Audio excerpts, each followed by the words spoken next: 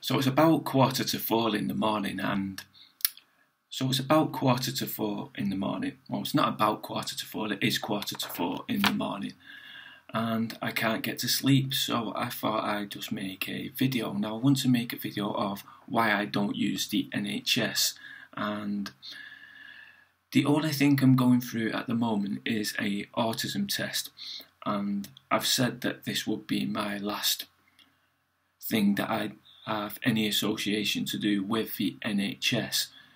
Now, mainly it's just anecdotal experiences that have made me turn away from the NHS, which I think I've backed up with some evidence through reading in recent years. But what's inspired me to make this video is just the fact that I've been looking around and realising that it's not only me who doesn't like the NHS. I've watched a few videos on YouTube of people, I think there's one called John Collins, and how he's explaining how the NHS had killed his friend. And yeah, I've just been speaking more openly in public in recent years and finding out that yes, some people agree with me that they don't like the NHS as well, and I'm always told that it's a very, very small minority of people in Britain who don't like the NHS, but that is true, to be honest. But the very, very, very small minority is not as small as what it's made out. Now, I would like to tell the story of my sister. Now, both me and my sister have a medical condition called Raynaud's. Now, what Raynaud's is, from what I've been told off the doctors, but as I will tell later stories later on, the conclusions that the doctors usually give me are questionable.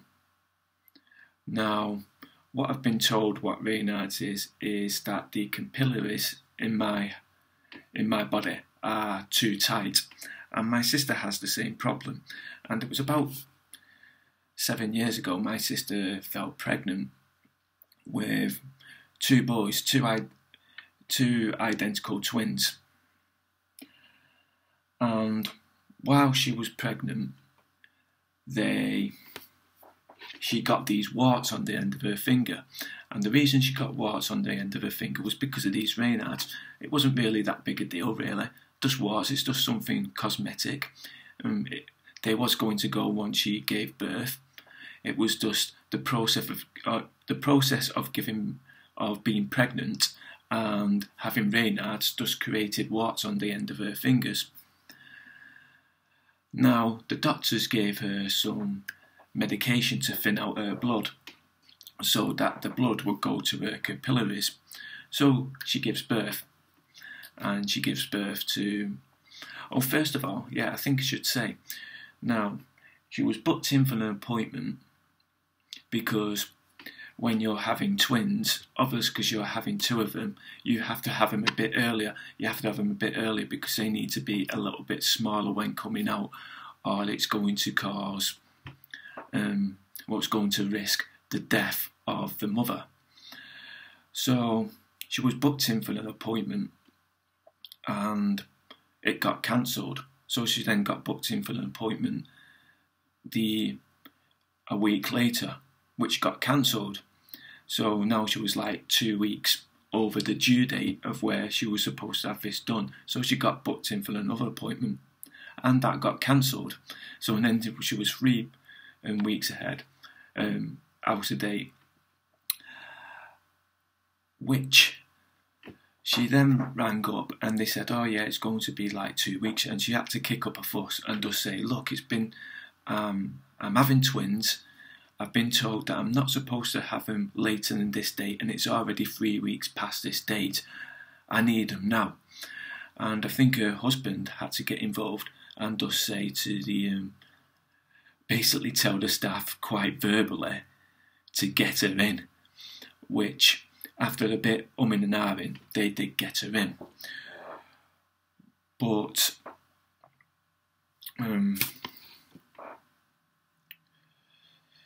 so she gives birth, and after a bit the hospital dismiss her. She goes home and she's not feeling quite well.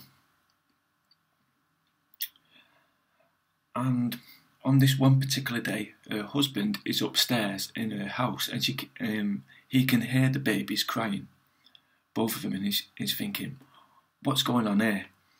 Why is she just leaving them to cry? He walks to the room, and there she is, just flat on the floor, laid down. Now, what had gone on, because they give her this medication to thin her blood, because she was having twins, and because you lose blood when you are pregnant, she lost too much blood. So she goes back to the hospital, and the hospital are arguing, telling her, why did you leave? And she said, she didn't leave, you threw me out of the bed. Which then they brought the note of where she was leaving. Now, the thing is with my sister, she has a double-barreled name, but she rarely uses the second name. She just uses the first name. And this signature was signed just the first name. And she always signs it with the double-barreled name. So they've actually forged the signature to get her out of the bed. And nearly killed my sister, really. And the next story is about me. Now, I suffer from a mental health illness called, well, I don't actually know what it's called, because I call the mental health team the square oneers, because you constantly go on square one, square one, square one, and you get just moved around from square one to square one to square one to square one, and you never actually go through the process of where you can actually have a diagnosis and where the doctor actually gives a full conclusion. Now, I suffer from phantom pains or psychosomatic pains, whatever you want to call it. And for 10 years they've been treating me with depression. And it was about 2 years ago, I just had about enough, so I went to see a specialist. And I told the specialist, look, I've got these symptoms, and he had obviously looked at my notes, and I said, they keep treating me for depression. And when instantaneously he just stopped me right in the tracks and went, these symptoms could not be caused by depression. I don't know why they're giving you medication for depression. That medication is going to make you worse, because what depression medication does is change the chemicals in your head. Because depression is an imbalance of the chemicals in your head. So they're trying to balance it out. So if your chemicals are balanced out and you take these depression pills, what will happen is that they will disbalance, or I think disbalance will work, disbalance the chemicals out, which will mean that it will be like you have depression.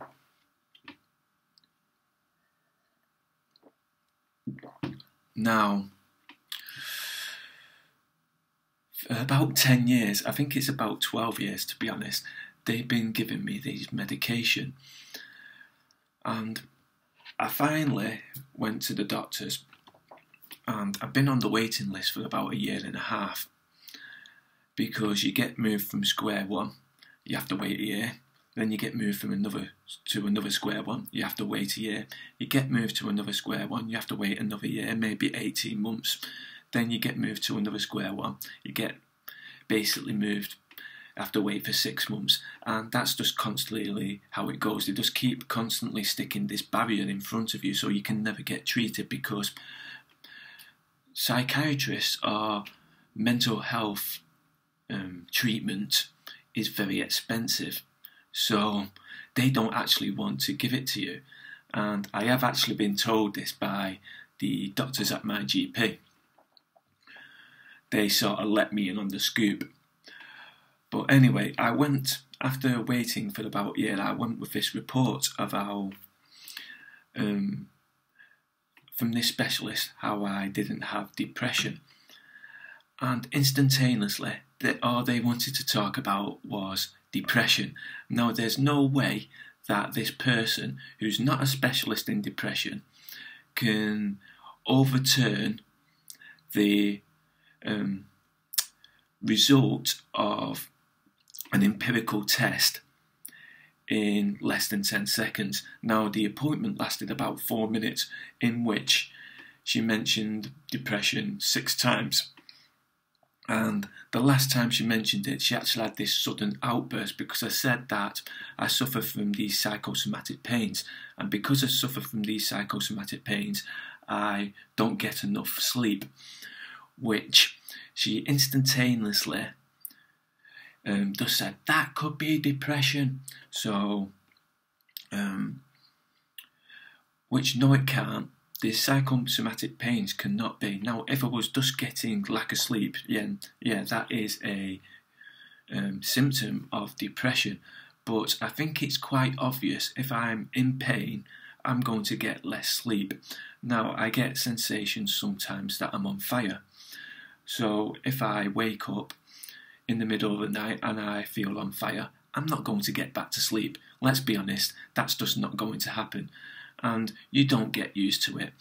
And just because it's psychosomatic doesn't mean that it doesn't hurt. It bloody does. Now, from then on, I've just had no confidence whatsoever with people from the NHS, because I think it's quite obvious from that experience that they know that I've not got depression, and they're willing to give me, or they're trying to force feed me these depression pills like I'm a suffragette convict with a pipe shoved down my throat, which they know would actually give me depression and actually increase my chances of committing suicide.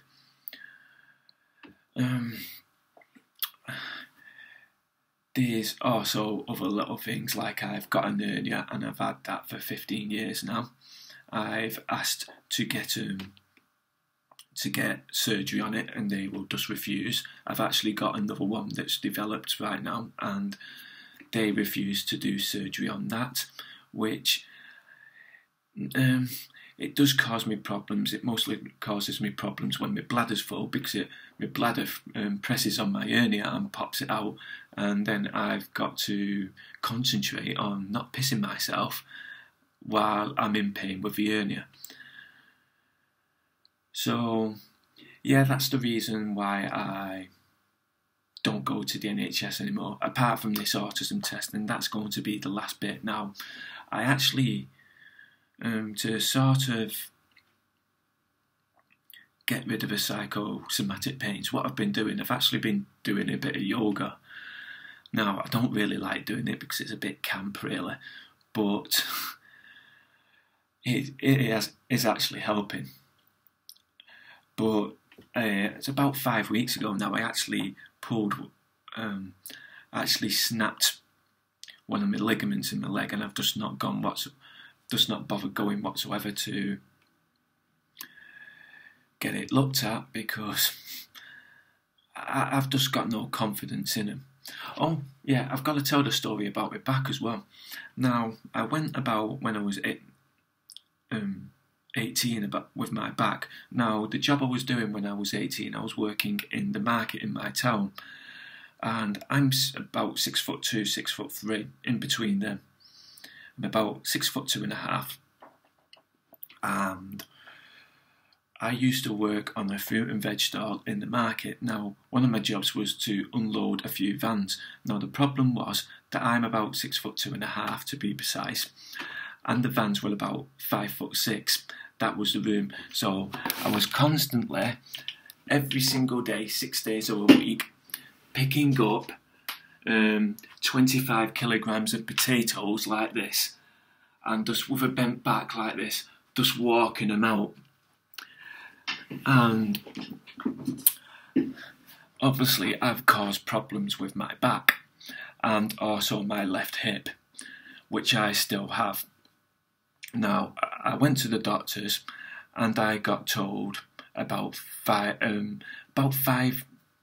maybe six different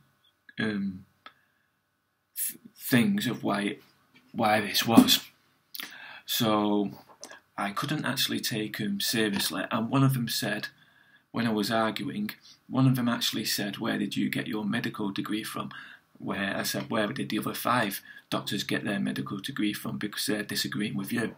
Every single one was disagreeing.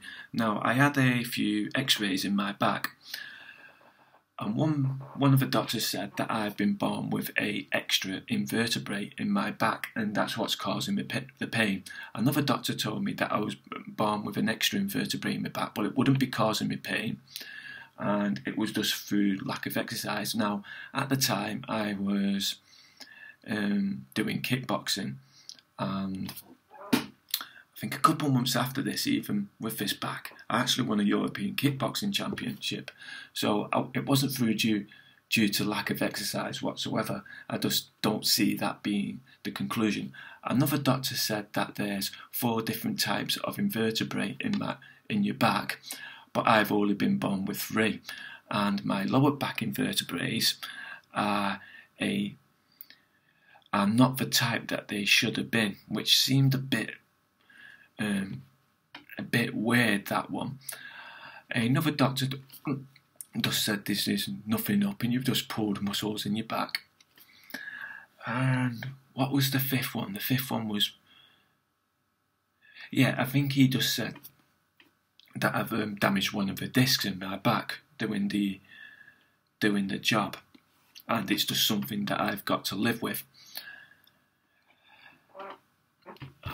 So that's it.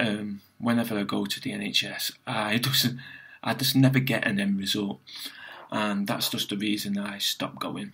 And I just don't see the point in wasting my time when I'm going to get treated